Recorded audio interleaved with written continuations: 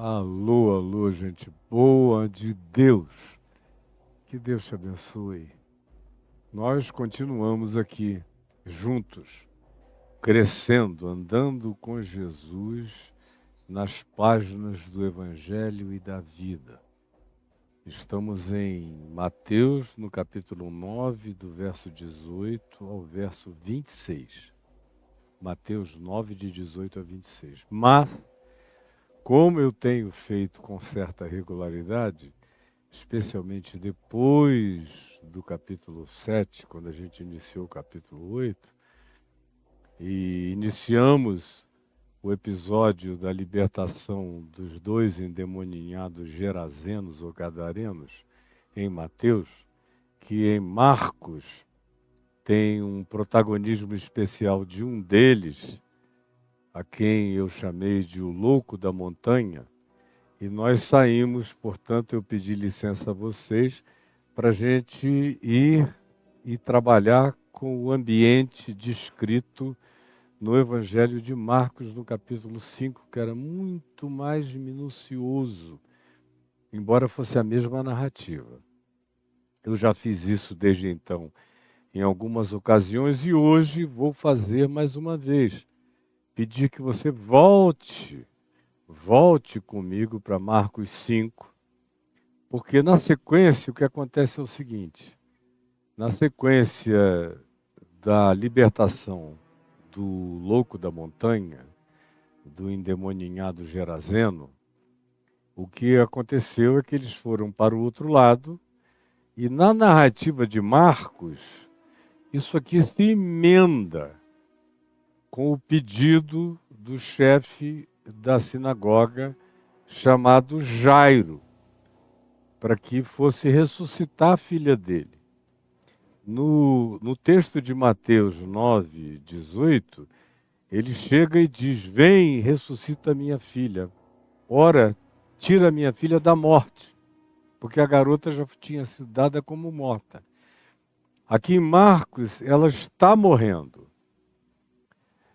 No texto de Mateus que a gente viu, tem algumas interpolações narrativas.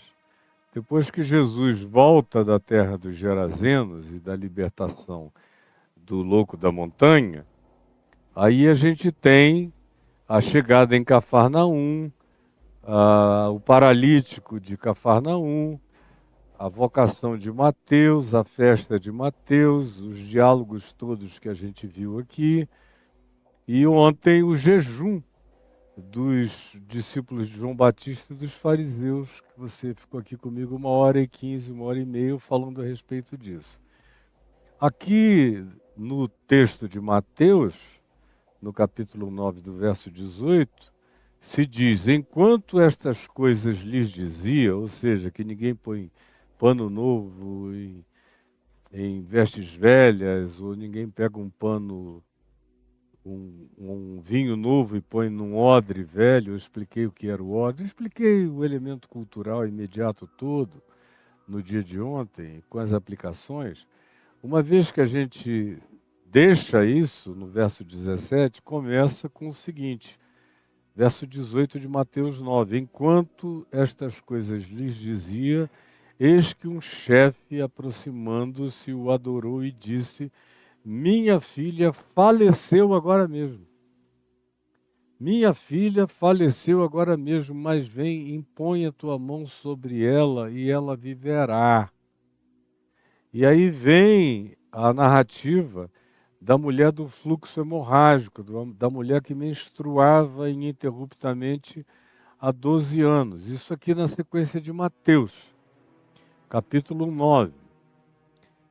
Já o que você encontra em Marcos 5 é algo que não tem a interpolação da conversão de Mateus, o banquete que ele deu, o diálogo com os fariseus e com os discípulos de João Batista, a parábola do pano novo em veste velha, do vinho novo em odres velhos. Não tem. Não naquela sequência. E em Marcos, a sequência está diametralmente estabelecida, de maneira direta. que é o seguinte: ele liberta o endemoniado, o louco da montanha, atravessa para o outro lago, no Mar da Galileia, chega em Cafarnaum, e quando ele chega em Cafarnaum, você lê isso em Marcos, no capítulo 5, no verso 21, e onde se diz o seguinte: tendo Jesus voltado no barco para o outro lado do Mar da Galileia, para Cafarnaum, afluiu para ele grande multidão. Foi quando aconteceu a história da libertação do paralítico e tudo mais, a vocação de Mateus, o grande banquete, o convite que ele fez a todos os publicanos, pecadores e pessoas semelhantes a ele na região, a provocação dos fariseus, depois a perplexidade dos discípulos de João, a parábola do pano novo em veste velha e vinho novo em odres velhos, tudo isso que a gente viu ontem. Mas aqui em Marcos, Jesus vem do endemoninhado, do homem, do louco da montanha, atravessa e dá de cara, quando ele chega do lado de lá em Cafarnaum, ele dá de cara com o chefe da sinagoga. Em Mateus você tem aquela interpolação, Mateus, a festa noturna, o diálogo com aqueles indivíduos conforme a gente viu ontem, para então chegar o chefe da sinagoga. Tem um interregno aí de horas, ou quase que de um dia, provavelmente, certamente um dia, porque a festa foi à noite, se a gente não levar em consideração interregnos mais longos, se a gente trabalhar com as categorias do veio, chegou e aconteceu isto e aquilo, até ele encontrar o Jairo, o chefe da sinagoga, tem aqueles elementos narrativos que você acompanhou comigo aqui em Mateus, no capítulo 9. Agora, para a gente entender bem o significado desse encontro de Jesus com Jairo, o chefe da sinagoga, eu estou pedindo a você que venha comigo para Marcos 5, que é onde, após a libertação do Gerazeno, do homem louco da montanha e dos cemitérios, com a rejeição daquele povo que perdeu o elemento psicossocial da sua justificativa de pseudo-sanidade, porque alguém era louco em nome deles, e a gente ficou mais de uma semana trabalhando essa questão e aplicando ao nosso cotidiano relacional de todos os dias. Em Marcos, no entanto, ele volta e quando ele chega, ele encontra o chefe da sinagoga. O chefe da sinagoga, diz o verso 22, eis que se chega a ele um dos principais da sinagoga, que em Lucas a gente fica sabendo, na mesma narrativa sinótica, que era o chefe da sinagoga. E em Mateus também diz, chega a ele um chefe, só não se diz de onde nem de quê, da sinagoga. Eis que se aproxima dele um dos principais da sinagoga, o gestor maior da congregação, chamado Jairo. E todo mundo conhecia, por isso é importante mencionar o nome dele. E o Evangelho de Marcos, que é considerado o primeiro texto narrativo, o primeiro texto de reportagem da vida de Jesus, menciona esse nome, Jairo, porque muito provavelmente quando o texto de Marcos foi escrito, 20 anos depois, 25 anos depois, ainda havia uma multidão grande de pessoas vivas na Galileia, que tinham assistido os eventos relacionados a Jesus. Já estavam idosas, mas ainda viviam. Como é que você fica sabendo disso? Você vê em 1 aos Coríntios, no capítulo 15, Paulo dizendo que depois de ressuscitado, especialmente na Galileia, Jesus apareceu a mais de 500 pessoas de uma vez só. E quando Paulo escreveu aos Coríntios, ele diz, isso já tem tempo, mas dos quais a maioria vive, sobrevive, até o dia de hoje para dar testemunho. Tinha gente que tinha se tornado longeva como portadora daquele testemunho. Porque os evangelhos, até surgiu o primeiro texto de Marcos, eram todos falados oralmente.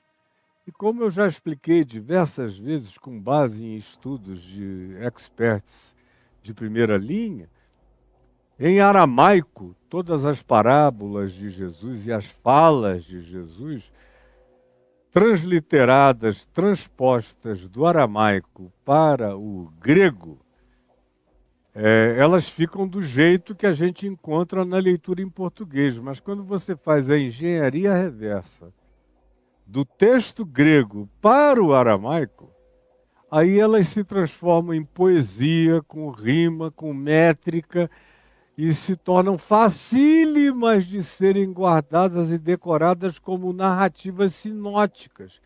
De modo que todo mundo que tinha assistido contava uma história mais ou menos idêntica, porque até no aramaico a facilitação de que Jesus falava com rima, com métrica, com repente, com uma determinada lógica de construção oral, literária, no que ele dizia, de modo que a capacidade de apreensão era muito maior, é o que nos dá a garantia de que mencionar um nome como de Jairo era uma covalidação, dizendo tipo, Jairo pode ainda testemunhar, ou os filhos de Jairo, ou a filha de Jairo, que está viva aí entre vocês, lembra muito bem de tudo. Mas tem um segundo aspecto. Quando eu levo hoje em dia, especialmente nos últimos anos, eu levo pessoas à Galileia, o primeiro lugar para onde eu as levo, chegando na Galileia, de uns 12 anos para cá, antigamente não era assim. Havia a cidade, a localização de Magdala, ou Magadon, ou Magdon, que era a cidade de Maria Magdalena, Maria de Magdala. Magdala significava torre, era um lugar onde tinha uma torre, um farol, para orientar os pescadores ali no Mar da Galileia. Era ali que Maria Madalena vivia. Pois bem, eu já visito o lugar desde a década de 70, tinha só uma pedra com uma menorá. E se sabia que ali tinha sido o lugar da cidadezinha de Maria Madalena, às margens do Mar da Galileia. No entanto, de 2 décadas para cá, houve muitas escavações em volta do Mar da Galileia. Especialmente de 10, 12 anos para cá, em Magdala, ou Magadon, eles desencavaram uma cidade inteira. E uma das coisas mais importantes dessa cidade era a sinagoga da cidade. Porque havia algumas sinagogas na Galileia. E uma das mais importantes de todas, além da sinagoga de Tiberíades, era a sinagoga de Magdala e a sinagoga de Cafarnaum. Mas essa sinagoga de Magdala era muito, muito importante como congregação de judeus e se tornou, na arqueologia contemporânea, muito mais importante ainda, de 10, 12 anos para cá, porque descobriram evidências, preste atenção nisso. Isso não é uma súmula histórica desprezível. Preste atenção nisso, preste atenção nisso. A arqueologia descobriu, pelas datações, pelas evidências, que cerca de 8 anos depois da ressurreição de Jesus, 8 anos, portanto, bem antes do Evangelho de Marcos, que é o primeiro evangelho a ser escrito, naquela sinagoga de Magdala, na terra de Maria Madalena, tanto judeus quanto cristãos se reuniam juntos, 8 anos depois, na mesma sinagoga de Magdala, para cultuarem a Deus e cultuarem a Jesus como Messias juntos na sinagoga de Madalena, de Magdala, às margens do lago de Genezaré ou do Mar da Galileia. Isso é importante porque nos traz uma amarração histórica de grande significado arqueológico que justifica, inclusive, a razão de alguns nomes aparecerem nessas narrativas dos evangelhos, porque eram pessoas que, ou eles, ou seus filhos, ou seus parentes imediatos, ainda estavam vivos.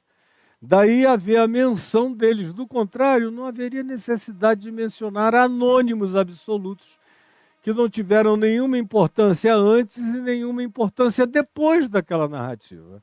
A menos que o nome deles covalidasse, o nome deles evocasse memórias de gente viva que pudesse dar esse testemunho. Isso é opinião absolutamente minha. Eu nunca ouvi isso em lugar nenhum, mas é uma convicção. Eu creio que de natureza científica, arqueológica, textual e de lógica histórica, de certa forma imbatível, que eu estou oferecendo a vocês como evidência desse aconchego histórico e dessa proximidade. Pois bem, aqui está Jairo mencionado como chefe da sinagoga. Você veja que em Mateus, que é mais distante do que Marcos, dos episódios originais, se diz apenas um chefe.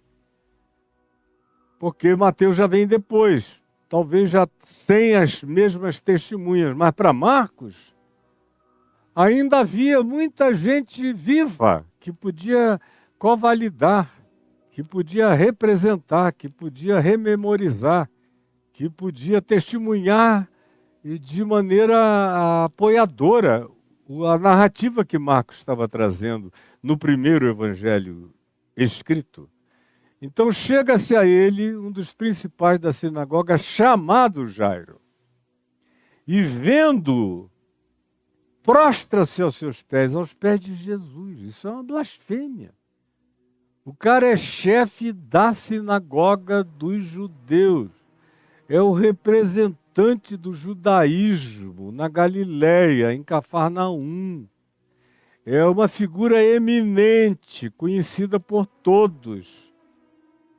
Ele vem assistindo tudo que Jesus vem fazendo. Curas, libertações, de todo tipo de doenças, enfermidades, toda natureza de moléstias, das físicas às mentais, espirituais e de todos os outros níveis de perturbação, turbulência, enfermização, paralisia, lepras. Tudo que você possa imaginar aconteceu em Cafarnaum. Até gente que teve os membros acrescidos. Eu já ouvi muita gente dizendo, eu nunca vi uma narrativa nos evangelhos de alguém que tenha tido membros acrescidos. Você encontra gente toda enquerquilhada, como era o caso do paralítico, sobre o qual eu falei uma semana, que foi todo desenquerquilhado num milagre imediato. O texto diz imediatamente. Foi na hora, isso não acontece. Mas em Mateus, numa das narrativas de uma sucessão de curas, o texto grego nos dá a entender que uma daquelas curas era uma cura de acréscimo de membros. Acréscimo de membros. O membro cresceu, o membro apareceu. O que não é nada demais para quem ressuscitou gente podre de 4 dias dentre os mortos. É só a falácia da incredulidade de alguns evangélicos que resolveram se tornar ateus e que ficaram há 10, 12 anos atrás com esse tipo de argumentozinho na internet que foi todo esmagado como quem pisa numa barata. Eu pelo menos fiz isso e nunca mais ouvi falar no assunto. Pois bem, está aqui o Jairo, de joelhos, cometendo essa heresia. Essa é a primeira heresia, é a de Jairo. O líder da sinagoga se ajoelhando, um judeu não se ajoelhava para ninguém, nem para o sumo sacerdote, nem no dia do Yom Kippur, nem em lugar nenhum. Esse tipo de reverência era exclusiva para Yahvé, para Deus, como culto absoluto do monoteísmo radical ao único Deus. Está aqui o chefe da sinagoga cometendo essa blasfêmia, essa heresia, prostrando-se aos pés de Jesus. Para você que nasceu cristão e que se ajoelha na presença, inclusive, de estátuas de gesso, de pau, de pedra, de qualquer um, em qualquer lugar, essa cultura ajoelhante, essa cultura supersticiosa, fetichista, esse pôr-se de joelho é quase natural. Tem gente que beija o pé da mulher do pastor, tem gente que se ajoelha diante de pastor, salafrário, canalha, cretino e safado. Tem gente que diz, eu não vou sair daqui se ele deixar de estender a mão e me dar cobertura, a maldição virá sobre mim. Isso é porque nós somos todos pagãos, a maioria absoluta dos crentes, inclusive, são os mais pagãos de todos. Mas aqui nos dias de Jesus isso não existia. Não existia em Israel de alguém que tivesse consciência de Deus se ajoelhar diante de absolutamente ninguém, nem de anjo. E os que, vendo anjos, tentaram se ajoelhar, os próprios anjos os colocaram de pé, dizendo, fica em pé, eu sou teu irmão, eu sou conservo teu, eu só fui enviado para uma missão, mas eu sou uma criatura como você, adora a Deus. Isso se repete 3, 4 vezes no ambiente do Novo Testamento, adora a Deus. Mas está aqui Jairo de joelhos diante de Jesus, o adorando. E Jesus não disse, fica em pé, adora a Deus, nem nada. Jesus deixou. Ele estava de joelho diante da pessoa certa, na hora certa, no lugar certo, com a motivação certa, com o clamor certo. Era verdade, e Jesus acolheu a necessidade dele quebrantada como algo absolutamente admissível. E aquele ajoelhamento quebrantado como natural. Foi assim que Jesus tratou. Foi com essa megalomania divina que Jesus se tratou a ele, tratou a circunstância, a cenografia. Isso era cabível em Israel se alguém se ajoelhasse diante de Deus. Portanto, tem uma protoconfissão da divindade de Jesus na inferência do Evangelho. Todas as vezes que alguém vem e diante de Jesus se ajoelha e Jesus permite a adoração, consente com ela. Há um amém assertivo de consentimento e de abraço no gesto de Jesus. Está aqui Jairo, curvado diante dele. Jesus vendo-o prostrar-se aos seus pés e viu também que ele chega e insistentemente lhe suplica. Marcos 5, 22, 23. E lhe suplica dizendo, minha filhinha está à morte. Em Mateus ele diz, morreu. Aqui diz, está à morte. Tanto faz como tanto fez. O prognóstico estava posto, ou o diagnóstico, se fosse o caso, estava dado, e a morte era certa. Por isso ele suplica e diz, vem, impõe as tuas mãos na cabeça da minha filha e a chama de volta. e ela será salva e viverá. E o texto no verso 24 de Marcos 5 diz: e Jesus foi com ele. A primeira blasfêmia é essa do chefe da sinagoga, do Jairo, adorando a Jesus. Antes de Concílio de Trento, antes de elaboração dos concílios patrocinados por Constantino, para a fabricação da anatomia de Deus na Trindade de Pai, Filho e Espírito Santo, antes de toda essa anatomia divina que o cristianismo, de maneira pagã, veio a constituir e não parou de continuar discutindo a fimose de Deus e tudo mais relacionado a detalhamentos da divindade que são pecaminosos e suas discussões nojentas, porque Jesus mesmo tratou tudo na base da naturalidade inferente e não na necessidade de se sistematizar um conjunto de compreensões sobre quem ele era. Ele era aquilo que as pessoas experimentavam nele.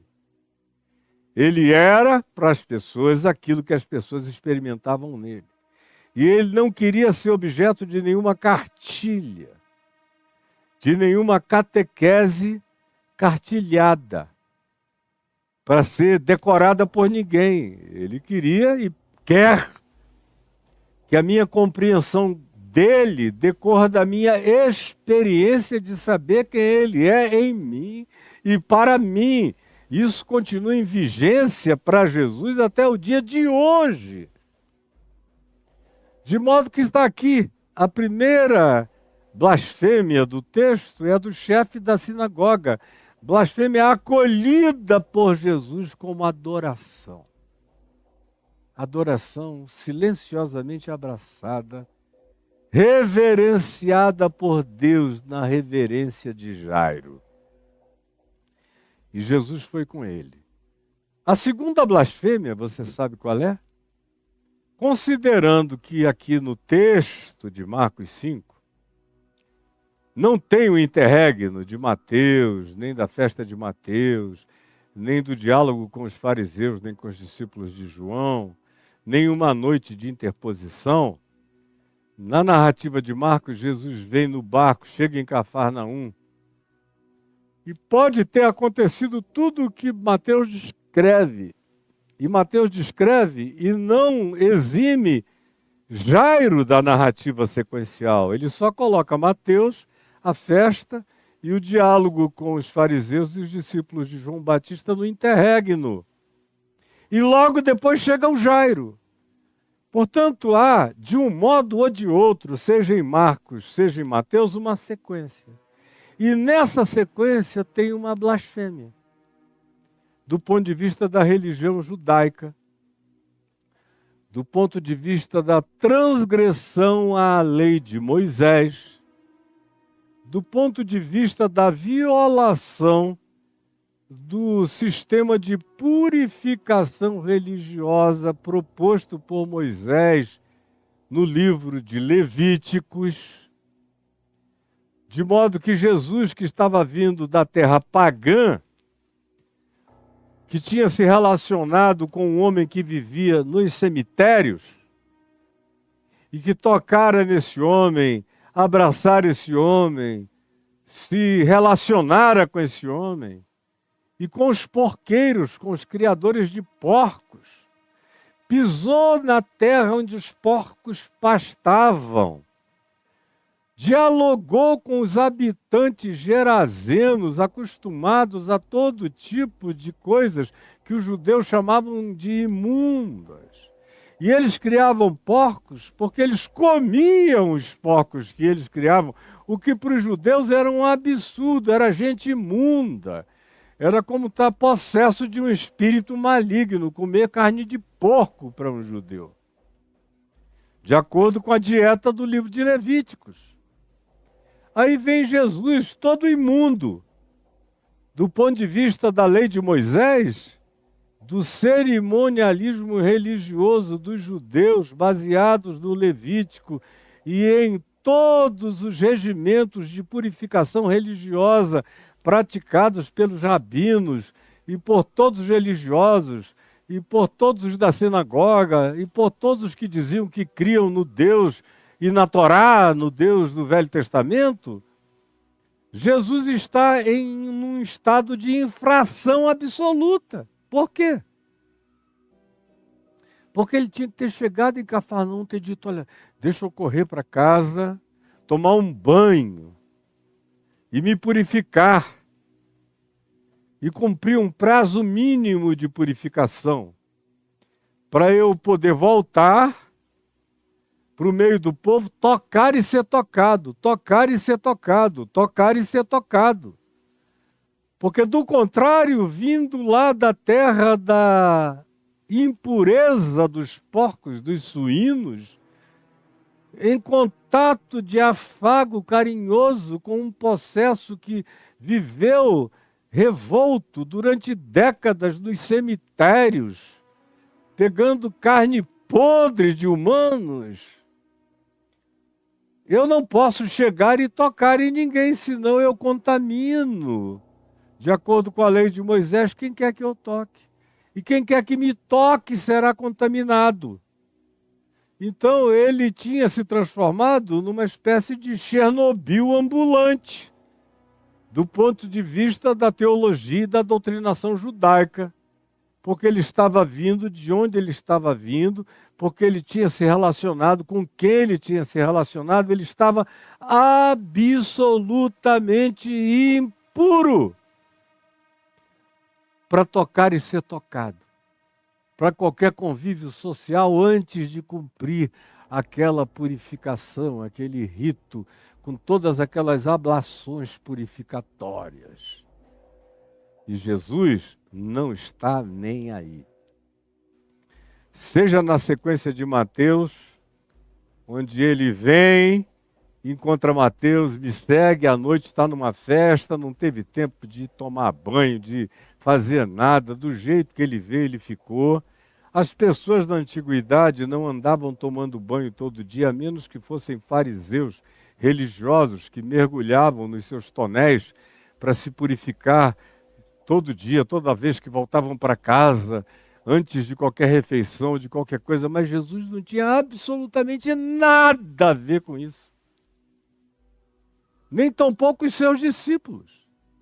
Do ponto de vista da utilização abundante da água, conforme os fariseus e alguns outros faziam, Jesus não era um ser higiênico, muito menos os seus discípulos. E mais do que não ser higiênico, ele era um ser que, pela ausência daquela higiene ritual purificatória, era um ser que andava impuro. Tocando em leproso, tocar em leproso te demandava o mesmo tipo de purificação. Ele vai ser tocado por uma mulher com menstruação crônica. A mulher não poderia nunca chegar perto dele e ele teria que parar tudo e se purificar. E ele está vindo da terra da impureza, de uma relação de necrofilia libertadora para com o homem louco de Geresa, na terra dos porqueiros. E, de acordo com a narrativa de Marcos, ele vem de lá e o chefe da sinagoga o adora. Literalmente, Jesus todo emporcalhado pela ambiência dos gerazenos e as ocorrências imediatas. E ele não diz, olha, peraí, deixa que toda a justiça do livro de Levítico se cumpra, eu vou me lavar, eu vou me purificar. Ele nunca tinha feito isso para nada, ele tinha enfiado a mão no peito de um leproso, dizendo, quero, fica limpo, o homem se purificara na hora. Ele tinha encontrado com vários leprosos, com várias pessoas impuras e não tinha cumprido ritual nenhum. Outra vez, ele contraria a lei de Moisés, se deixa adorar e vai com o Jairo. Comete uma blasfêmia em cima da blasfêmia. Comete um pecado do ponto de vista judaico, Jesus é um pecador, transgressor, consciente, lúcido, cínico da lei de Moisés. Porque qualquer um piedoso, fosse um saduceu do templo, um fariseu religioso, ou o essênio cheio de purificação, iria tomar o banho purificador. Mas ele não faz nada disso. Do jeito que ele vem, ele vai. E chega o Jairo, se curva diante do ente que está vindo do cemitério de Geresa, no convívio com os porqueiros, e que aceita a adoração. Se sabe completamente apto, sabe que Deus nele não se contamina, sabe que ele é o incontaminável. Que ele é o Jesus incontaminável. Ele vem da terra da contaminação. Bota o pé em Cafarnaum e o chefe da sinagoga o adora e ele diz, bem é, que assim seja. Não repreende, não diz espera aí, não diz agora não, mais tarde, deixa eu ir tomar um banho e me purificar e você pode voltar. Não, ele vem pronto. Porque ele vem a dizer em Marcos, no capítulo 7, e virá a dizer em Mateus várias outras vezes, tanto quanto em Lucas, que não é o que está fora do homem, da mulher, o que contamina o ser humano, mas é o que procede do coração. É o que contamina o ser humano, não é o que eu pego fora, não é a ingestão que eu faço do que quer que seja. Não é o meu apalpar de coisa alguma, nem de ninguém. Não, não é.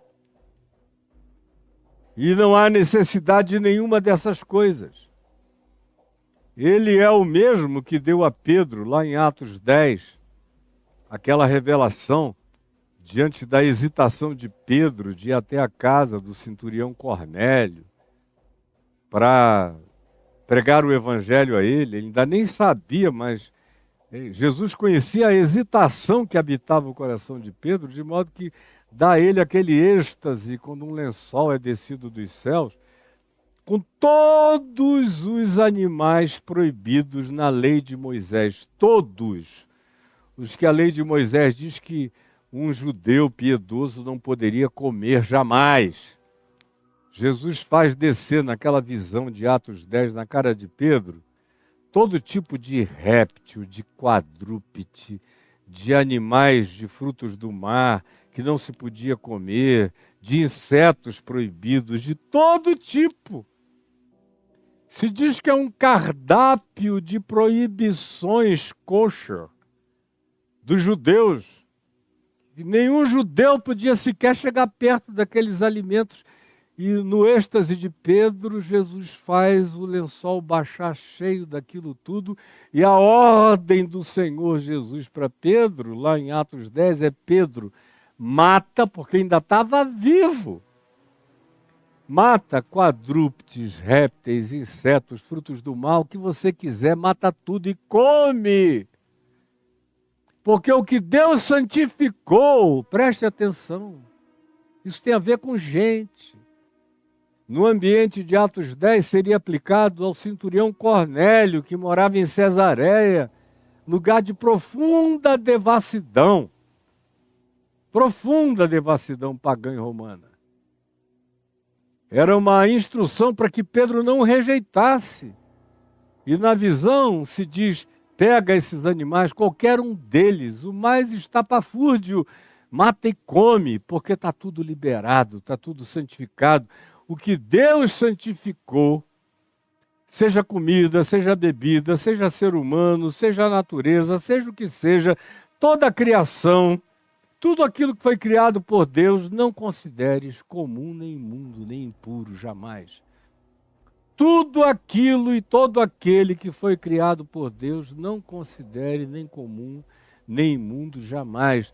É tudo apto para comer, para beber, para se relacionar, para tocar e ser tocado, para o convívio. Em Cristo Jesus, todo esse apartheid de qualquer natureza, toda essa dieta kosher, todo esse adventismo de proibição alimentar é suspensa.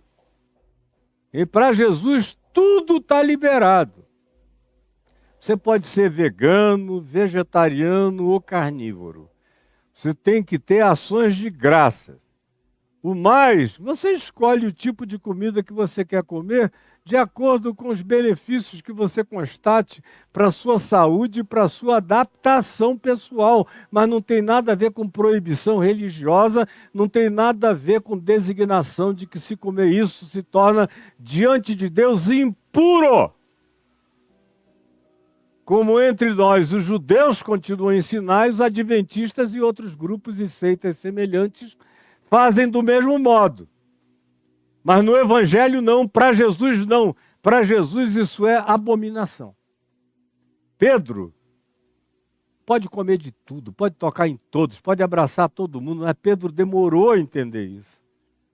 Lá em Gálatas, no capítulo 2, a gente vê Paulo se levantar e literalmente passar a pior bronca do mundo em Pedro e Barnabé, que estavam lá com ele, no meio dos gentios, comendo, bebendo, se refastelando de tudo o que um pagão comia numa cultura pagã, com toda alegria e felicidade, até chegarem alguns presbíteros de Tiago descendo da igreja de Jerusalém.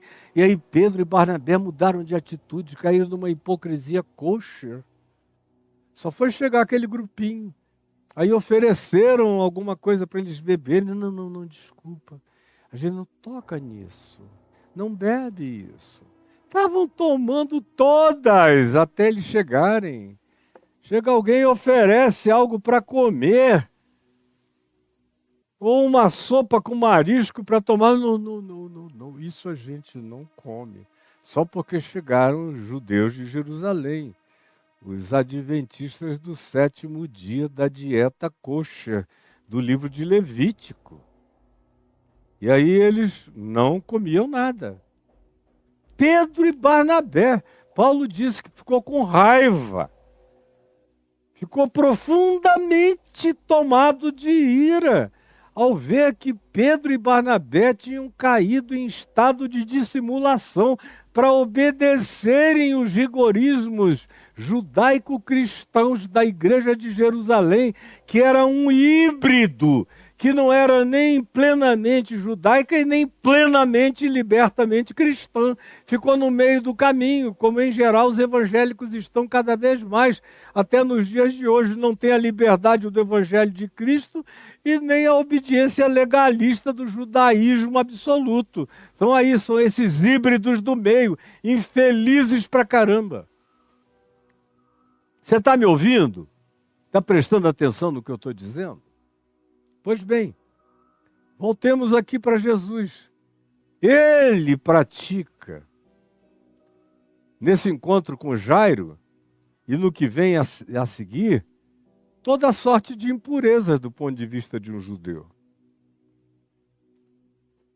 Primeiro é o pecado de aceitar a adoração e não repreender o chefe da sinagoga.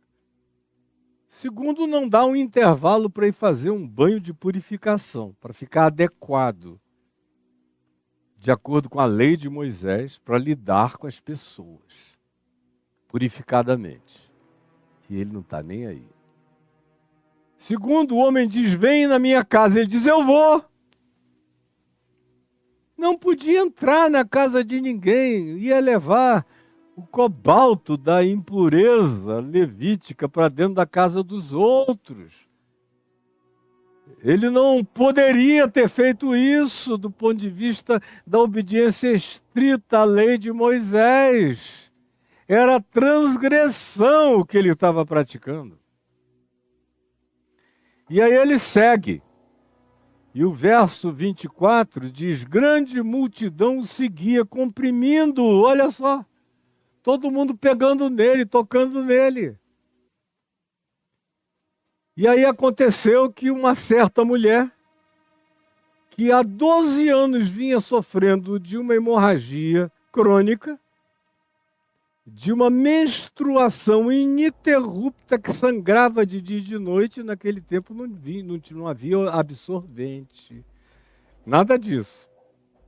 A mulher tinha que usar um pano que ia ficando empapado. Ela tinha que trocar aquele pano muitas vezes por dia e ninguém chegava perto dela. Porque ela era considerada um ente permanentemente imundo. A hemorragia era crônica. A lei de Moisés não fazia previsão de purificação para ninguém assim, exceto praticamente não parar de se lavar de dia e de noite e ficar distante de todo mundo, não tocar e não ser tocada. Mas essa mulher se disfarça. Cobre a cabeça, cobre a cara, cobre o corpo, se cobre toda, vem por trás, para ninguém perceber. Aproveita uma hora que tem uma multidão em estado de frenesi, pegando nele, comprimindo, todos tocando nele, e ela vem e toca na orla das suas vestes. Tão discreta ela é. Tão habituada ela está com o fato de que ela é uma pessoa considerada impura, imunda, nojenta, que ela não ousa nem tocar no corpo, ela pega na aba da veste por trás, no pano. E na hora que ela faz isso aqui, imediatamente a sua cirurgia, a sua hemorragia estanca. Para! Ela sente, ela constata que a hemorragia parou. Ela fica tremendo toda e Jesus sente algo estranho. É quando ele pergunta: quem me tocou? E Pedro diz: que pergunta é essa? Todo mundo está te tocando, como é que tu perguntas quem me tocou? Todos estão te tocando. Jesus disse: não, alguém me tocou diferente, porque eu senti que de mim saiu o poder. Mas sobre isso nós vamos falar amanhã. Eu estou apenas fazendo uma introdução a essa automarginalização na qual Jesus se coloca em relação à lei de Moisés. Aos cerimonialismos, tanto quanto às leis pétreas da Constituição mosaica, como em João 8, na lei nos mandou Moisés que tais mulheres adúlteras sejam apedrejadas. Jesus disse: quem dentre vós estiver sem pecado, seja o primeiro que atire pedra. E relativiza muitas vezes muitas coisas, relativiza o tempo todo. Assim como relativiza o sábado, que é lei pétrea da Constituição mosaica. Come, bebe, se confraterniza, cura, faz ações, viaja em dia de sábado, transgride todas as quilometragens mínimas estabelecidas pelo rabinato para que alguém praticasse movimento em dia de sábado. É um transgressor contínuo. E em relação a isso aqui, chega a ser nojento do ponto de vista de um judeu que ficasse sabendo: esse cara está vindo do cemitério de Geresa e de Gadara. Estava abraçado com o possesso que viveu pegando em corpos podres. Se confraternizou com gente que come carne de porco de dia e de noite. Ainda libertou o endemoninhado, permitindo que os espíritos fossem para os porcos. E diante dessa cenografia de impureza toda, ele vem, entra num barco, chega aqui e diz: pode me adorar e eu vou para a tua casa assim curar tua filha. Agora, preste atenção. Eu sei que eu estou lidando com um monte de gente confusa. Essa confusão não existia na cabeça de cristãos há 50 anos. Não existia há 70 anos.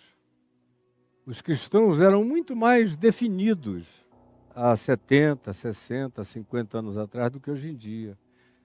Não tinha culto à bandeira de Israel, nem culto ao Estado de Israel, nem essa adoração renovada à lei de Moisés, nem o culto que a gente vê as pessoas querendo informação de rabinos de Israel mais do que de qualquer sábio do Evangelho.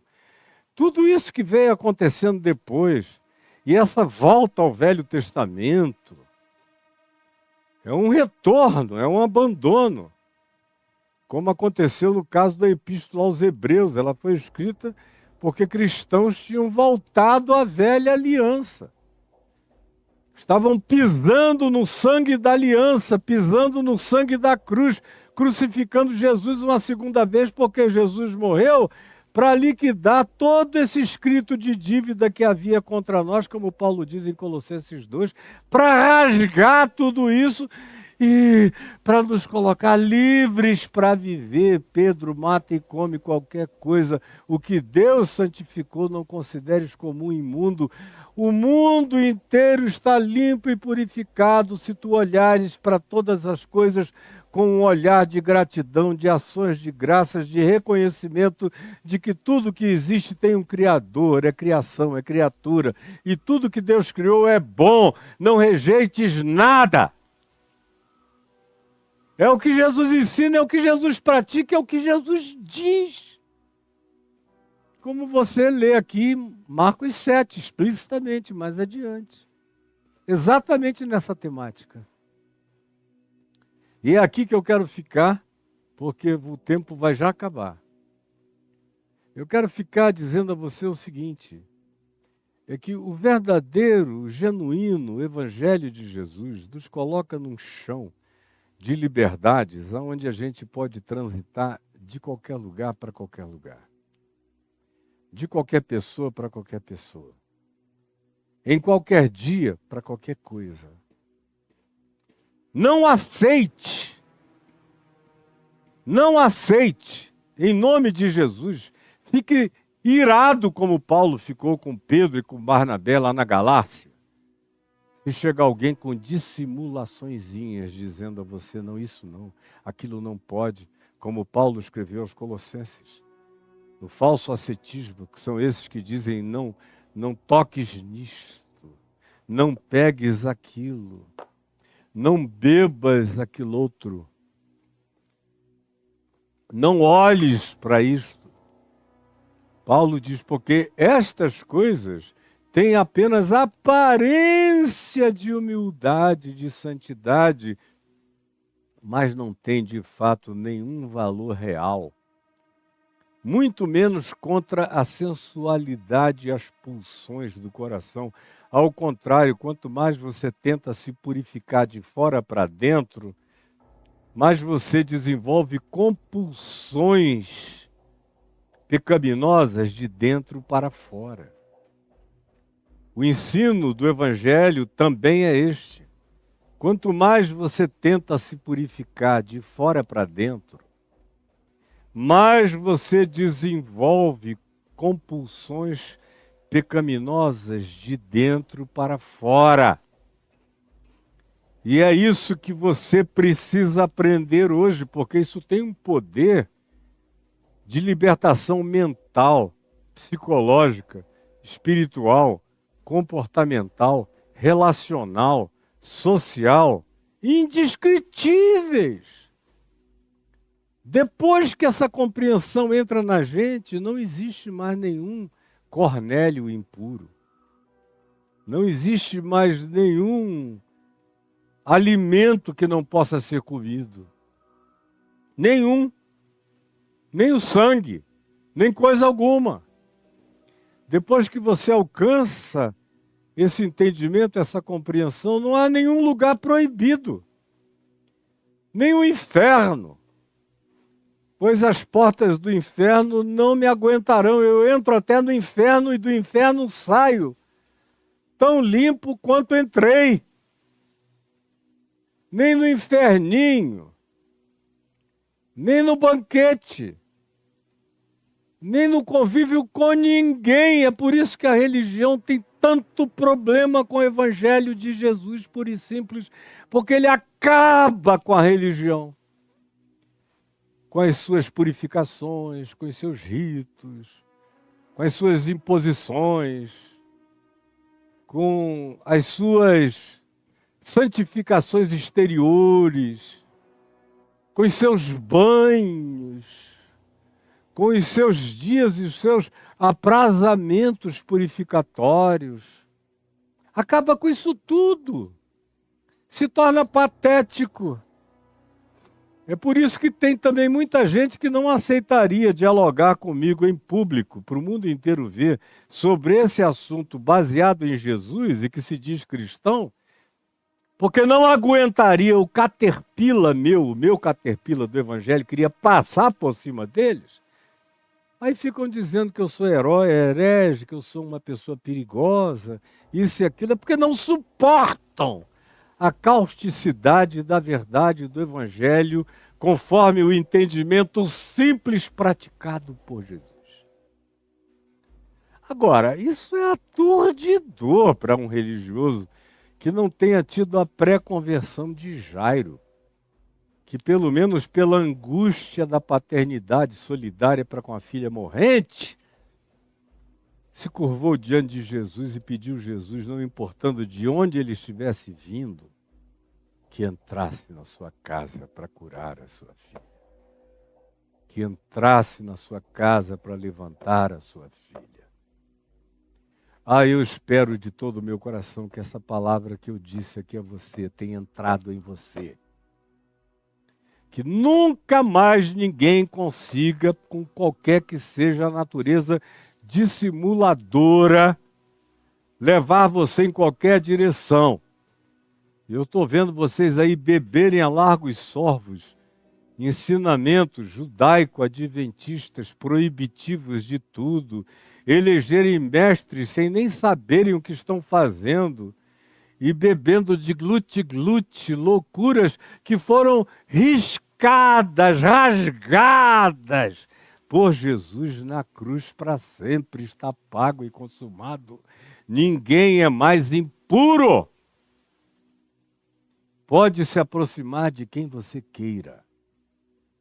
Pode entrar no inferno e sair. Pode. Em Cristo Jesus eu sou como Cristo Jesus. Estou limpo como Cristo Jesus. Estou livre como Cristo Jesus.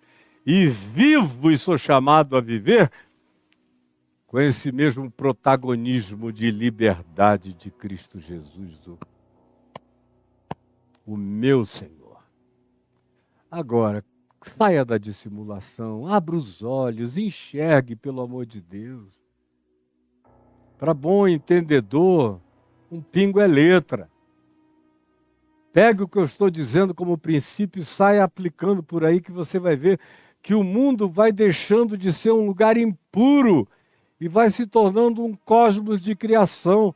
E a sociedade, com todas as contradições humanas, passa a ser, todavia, no entanto, aquele ambiente acerca do qual se diz que Deus amou o mundo, sociedade humana, de tal maneira que deu o seu Filho, para que todo aquele que nele crê não pereça, mas tenha vida eterna.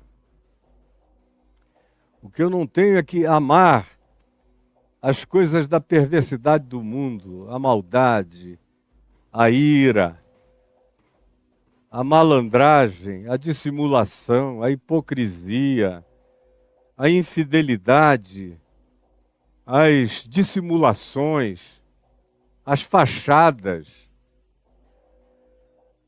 as gritarias, as mentiras. Essas coisas que caracterizam o mundo, a infidelidade crônica, esse estado de entapumamento, onde eu me escondo e só boto as mãos manipuladoras para fora, para que ninguém veja de fato quem eu sou. Em Cristo Jesus isso está tudo denunciado, ao mesmo tempo em que a vida está aberta e eu estou purificado para vivê-la em todas as dimensões. Se eu estou em Cristo Jesus, como Paulo diz a Pedro, a Barnabé e a todos os discípulos da Galácia, em Gálatas, no capítulo 5, versos 1 e 2, foi para a liberdade que Cristo vos libertou.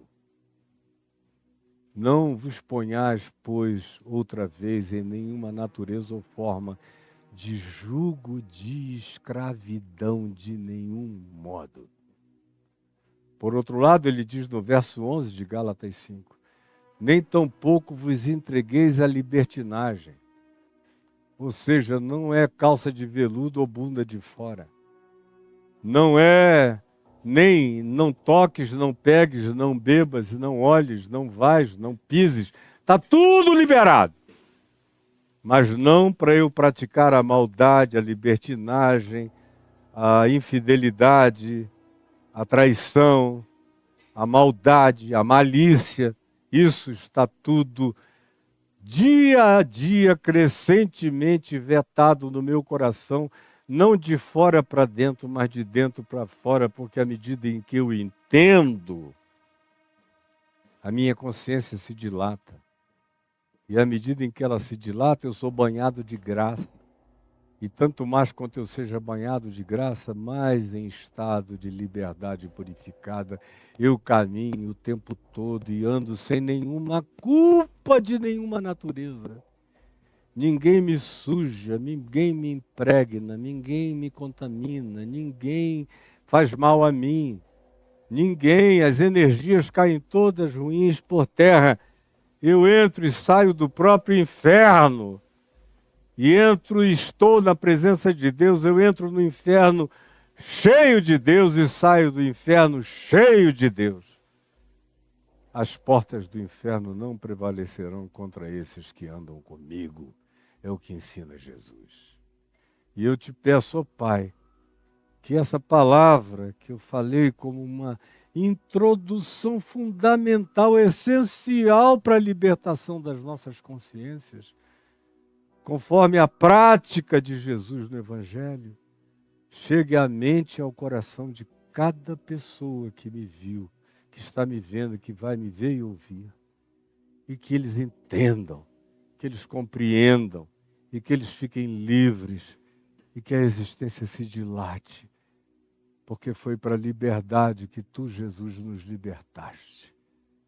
Ajuda-nos a não nos colocarmos de novo sobre nenhuma natureza de jugo, de servidão, de escravidão, de proibição, de hermetismos, de isolamentos presunçosos, de apartheids, de santarados. Salva-nos disso tudo, para que a gente viva a liberdade de Cristo Jesus, para que a gente não faça de nenhuma geografia do sagrado ou geografia do profano. Em Cristo Jesus não tem sagrado nem profano.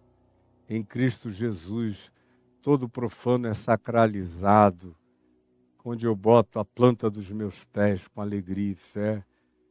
E todo sagrado é naturalizado, porque não existe sagrado, só existe aquilo que é praticado com gratidão limpa na tua presença. É o que eu te peço que cada um entenda, e entenda mesmo, em nome de Jesus. Amém, amém e amém. E agora, você que está aqui comigo, está vendo aqui em cima esse QR Code. Eu vou dar um beijo a você aqui no TikTok, vá para a minha plataforma no YouTube. Tem centenas de pessoas aqui, mas vocês não vão aproveitar mais nada, a menos que vão lá para o YouTube. Aí vocês lá no YouTube vão ver o QR Code, vão poder usá-lo, vão poder ajudar, vão poder colaborar. E eu quero aqui agradecer, eu não sei se veio também aqui do TikTok, ou foi do YouTube que veio, a colaboração ontem do Diogo Albuquerque.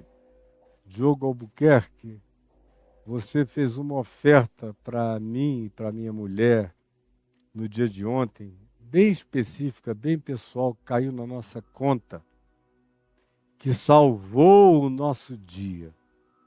Você e mais 2 irmãos. Você e mais 2 irmãos amados meus, que são como filhos para mim. Mas você foi a surpresa do fim do dia, quando a minha mulher veio.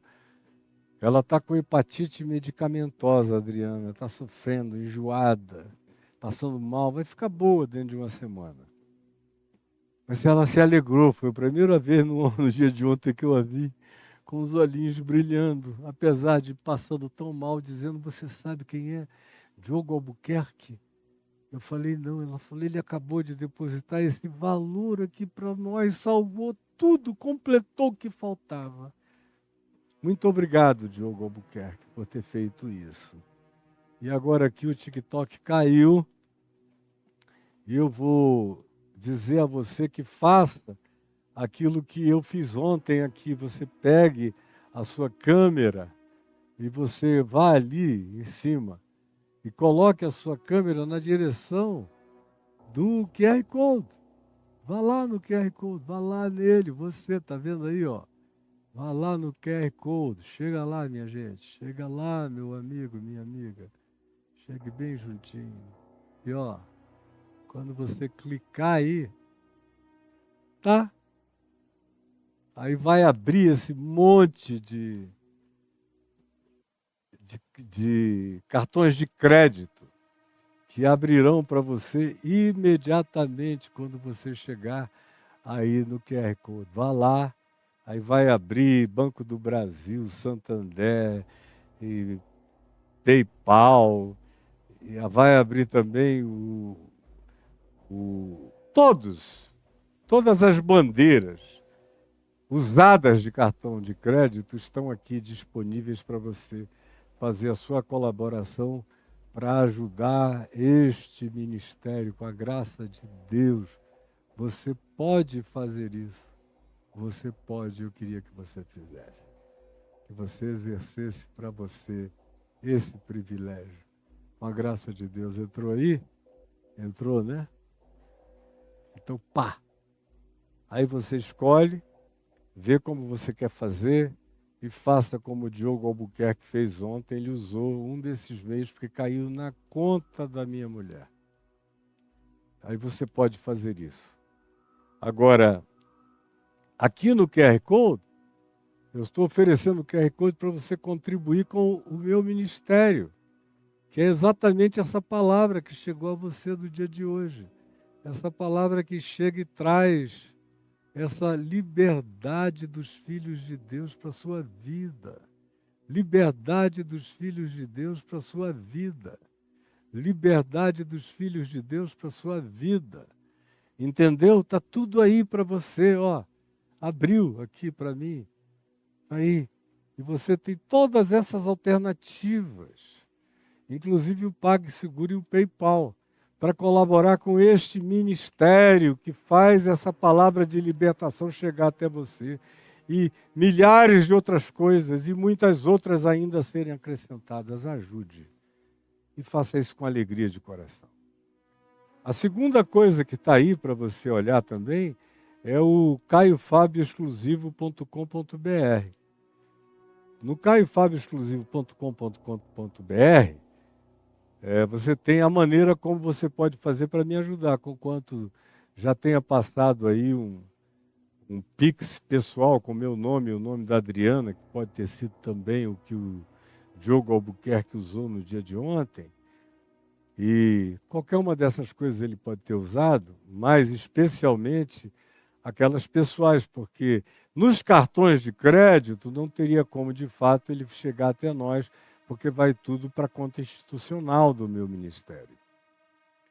Ele deve ter usado provavelmente o Pix, alguma coisa do gênero. Mas além do Pix, no caiofabioexclusivo.com.br, se você escrever Flow, você vira para dentro do ambiente onde tem os meus cursos. Aí cada curso desse que você escolha comprar, uma parte fica para pagar a infraestrutura dos que trabalham comigo, dos 8 ou 10 trabalhando comigo para fazer os cursos acontecerem e chegarem até você, na sua casa. e a outra parte vem para sustento da minha família, da minha vida. Minha e da minha mulher, que já somos dois idosos e cada vez precisamos mais ter cuidado com nós mesmos. Como no dia de ontem, o Diogo Albuquerque nos ajudou a pagar uma conta dessas, de velho, que se não for paga você está danado. Então, muito obrigado a todos aqueles que queiram se juntar ao Diogo. Mas eu quero te ajudar. E esses meus cursos aí do Caio Fábio exclusivo, como o Tabu do Suicídio, que você viu ali, e todos os outros cursos, Medo, o Reconexões, o Luto, Divã de Deus, Perguntas Cretinas, Respostas Divinas, Jesus a Chave Hermenêutica, o Caminho do Discípulo, são coisas que vão mudar a sua vida para sempre. Faça uma experiência. Os milhares que já fizeram nunca mais foram as mesmas pessoas. Ninguém. Vá você e faça isso. Eu já ouvi dezenas de pessoas dizendo, meu Deus, se eu tivesse tido acesso a isso quando eu era novo, eu teria envelhecido diferente, casado diferente, educado meus filhos de modo diferente, teria feito tudo diferente, meu sexo teria sido diferente, meu prazer conjugal teria sido diferente, meu modo de encarar a vida teria sido diferente, minha existência teria sido feita de uma outra vida. E eu vou ser ajudado por você e estarei ao mesmo tempo ajudando você. Entre aí no Caio Fábio Exclusivo e faça aquilo que vai me abençoar e vai abençoar infinitamente você também. Um grande beijo para você, para todo mundo. Lembrando que a gente está se aproximando do domingo, quando nós vamos ter reunião do Caminho da Graça, lá no Café The Brain, no Centro de Convenções Ulisses Guimarães. Eu estarei pregando no domingo que vem, às 18 horas lá, mas eu falo sobre isso amanhã com mais detalhes e mais pormenorizadamente. E também dizendo que hoje à tarde eu vou receber aqui com muita alegria meu querido filho no amor e na compreensão do Evangelho, o Alok, que já está aqui para fazer a festa do aniversário de Brasília. Daqui a pouco ele vai estar aqui em casa para um beijo, um abraço, um café e orações. E no sábado, eu, Adriana e a minha família, os que não estão com dengue, estaremos lá assistindo essa festa do aniversário da cidade, que vai ser belíssima. E eu não perderei, especialmente sendo feita por um filho do coração, um amigo da minha alma e um colaborador carinhoso, cheio de amor, carinho e expressão de amor para com a minha vida. Então, um beijo para todo mundo. Deus nos abençoe, nos encha do Espírito Santo e fique com o Senhor Jesus e não tenha medo de botar o pé em lugar nenhum, em show nenhum, em casa nenhuma, de comer comida nenhuma, de beber bebida nenhuma. E tudo que fizerdes, seja em palavra, seja em ação, fazei-o com moderação, com gratidão, em nome do Senhor Jesus, dando por isso graças ao nosso Deus e Pai, em nome de Jesus. Amém, amém e amém.